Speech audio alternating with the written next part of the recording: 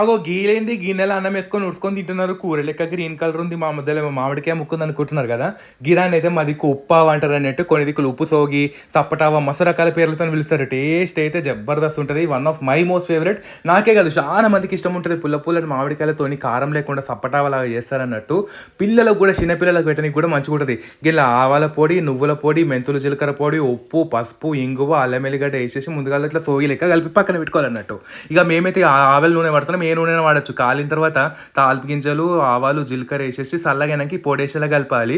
ఇక మనం పుల్లని ఉంటాయి కదా మామిడికాయలు, అది వేసుకోవాలన్నట్టు. ఇక క్వాంటిటీ అంటారు ఇది ఒక పావు కిలో అంతా పెట్టింది మా అమ్మ. దానికి 2 చెంచాల ఆవాల పిండి, 2 చెంచాల నూనెల పిండి, 1 చెంచా జీలకర్ర మెంతుల పిండి వేసింది. ఉప్పు ఒక పావు గ్లాస్ వేసింది అన్నట్టు. ఇది మనము ఫస్ట్ అయితే ఒక 2 కాయలు పెట్టుకొని చూడండి. మీకు నచ్చితే మంచిగా బాటిల్లో పెట్టుకున్నారు అనుకోర్రి, ఏడాదికి సరిపడా కూడా పెట్టుకోవచ్చు అన్నట్టు. చాలా చాలా టేస్ట్ ఉంటుంది. అలా మస్తు వదిలేయింది మా అమ్మ పెట్టి.